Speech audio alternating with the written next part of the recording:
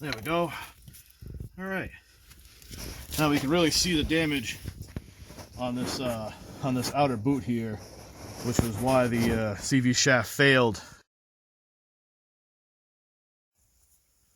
All right, so what we have here is a 2005 Chrysler Town Country, and we're going to be changing the driver's side CV shaft. You can see that the boot's ripped.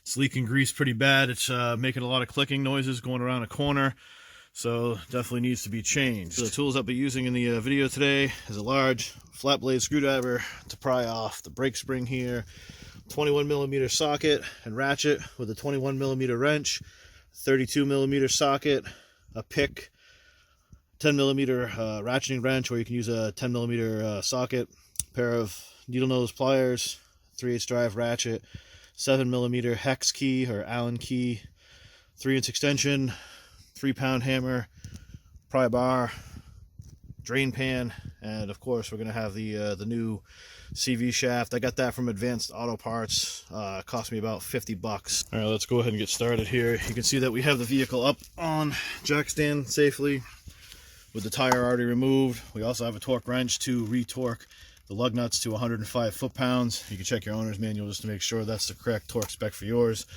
That's the full way we use to take tire off. Some brake clean and some shop towels in case things get greasy here. So first thing we're going to want to do is we're going to want to remove this here cotter pin and the 32mm nut behind it. You can loosen this up with the wheel still on, with the center cap removed if you don't have a helper. I have a helper. She's going to hold the brake so that way the rotor doesn't spin, so I can go ahead and remove this nut. So we'll go ahead and get this taken off. All right, so using our needle nose pliers, we'll just go ahead and bend the end of the cotter pin here.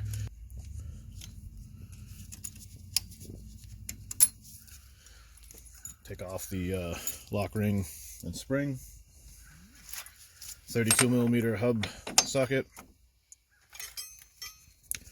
Ratchet. And for this is on there pretty good, so you might need a bar. I'm able to use part of my jack handle for a bar to be able to loosen this up here. So I'm going to have my assistant jump in and hold the brake so I can get this loosened up. Now that I got my assistant in there holding the brake so the rotor don't spin, I'll be able to use my bar, be able to get a good turn on this here to break that loose. And now she can go ahead and let go of the brake, and we should be able to get this nut right off here. All right, so behind this nut, there's going to be a washer, and this is where the pick comes in handy. You use your pick tool to get in there and get this washer started sliding forward here. It's kind of hard if you try to just use your fingers, but the pick will help guide it forward until you can get a handle on it. And then next step is going to be to remove the caliper.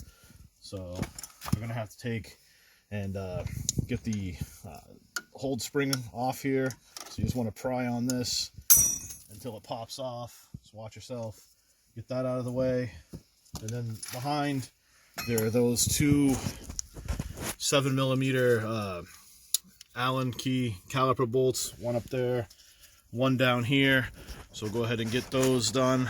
You might have to clean the tip of the Allen head out with your pick. Again, if there's dirt inside there, you want to get all that removed. All right, the top one is easier to get with the 3-inch extension. The bottom one you can get without the extension. So we'll go ahead and get both of these loosened up and removed. If you take them out, it'd be a good time to check and make sure that they have plenty of grease still on them. If not, grab yourself some caliper slide grease, and you can re-grease the slide pins. Let me see if I can take one out and show you what they look like here. All right, you can see they are coated with grease. You want to make sure that you have a nice grease coating when you put them back in. If they're dry, grease them up. All right, with the caliper bolts out, if the caliper doesn't want to come off very easy, you can always get in here with your flathead screwdriver and help facilitate the removal of the caliper. Your pads and your shims may come out with it. They may not. If they just sit there, let's go ahead and take those out too. We want to get the caliper tied up out of the way here. I'm gonna go grab some zip ties. You can use a piece of wire, but you just want to make sure that this is up out of the way, so that way it's not just dangling down. You don't want it supported by the brake hose. You want to make sure it's secured somewhere. The next thing you want to do is there's a 10mm nut right here, little bolt. We just got to get that loosened up so we can get the ABS sensor cable some slack, because this whole arm's going to tip forward. So I'm using a 10mm ratcheting wrench. Again, you could probably get in there with a 10mm socket and a 1/4 inch drive or something like that, but the ratcheting wrench just makes it so much easier. Once you have the little 10mm bolt out, this bracket just slides off from the strut assembly, and that should give us plenty of slack. Next step is going to be to get both of these 21mm nut and bolts off from your strut assembly. I have quick struts from Monroe in here, and the bottom bolt is slotted. So I'm going to take my flat blade screwdriver and just score a line here, so I have it lined up the best I can. The stock factory strut assemblies don't have a slotted bottom, so it should go back where you took it off. If if you have this style here, it's recommended to make sure you go have your alignment at least checked. If not, get an alignment.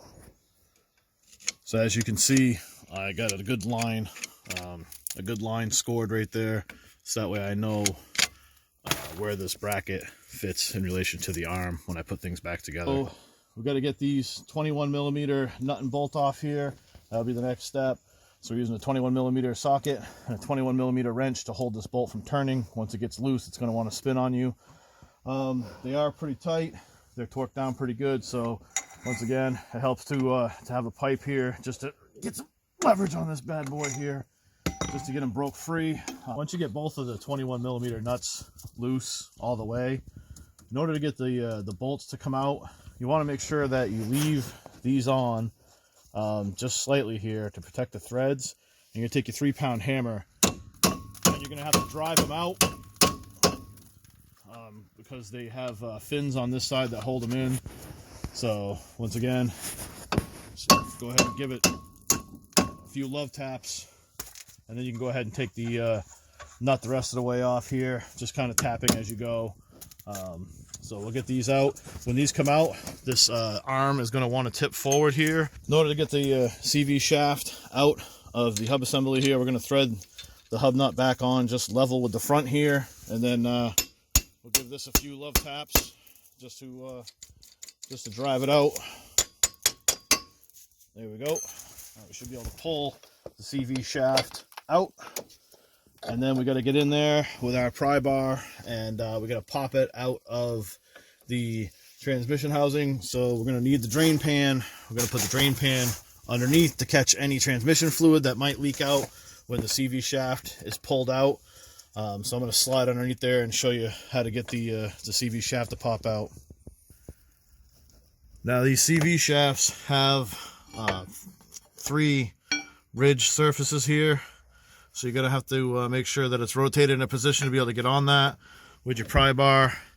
And you just want to hook on right here to get a snag on it, and then pop it out with the prying motion here. A quick snap should get it out. So I have the pry bar in position.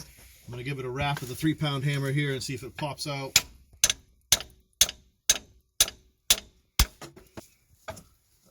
Yeah, it popped.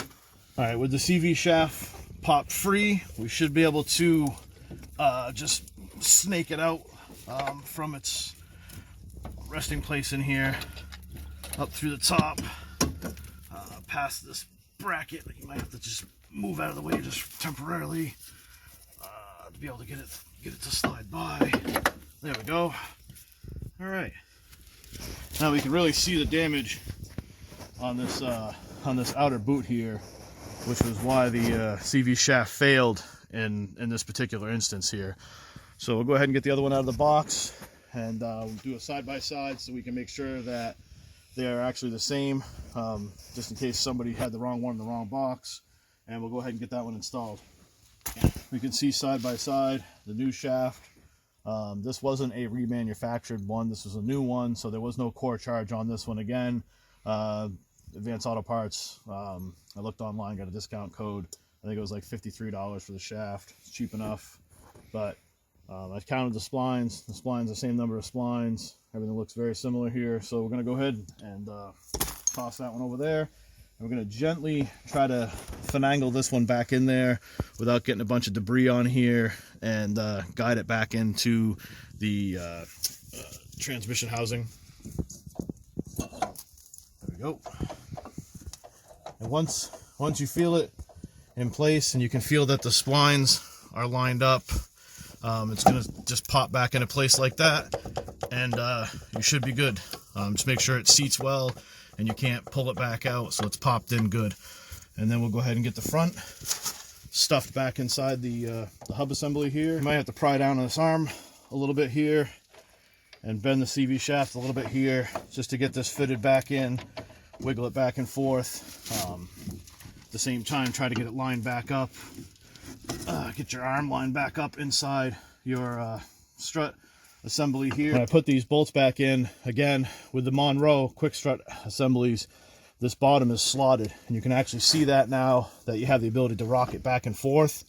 So you just want to make sure we put it back where it was. There's a pretty good ring there where the washer was sitting as a guide, as well as the line that I scored. So I'm going to go ahead and use a 3-pound hammer to tap this back in, just seat it back in, and I'm going to seat the bottom one back in, get these nuts put back on. All right, these two 21mm nuts, from what I found, I was told 65 foot-pounds plus a quarter turn, so that's 65 foot-pounds there.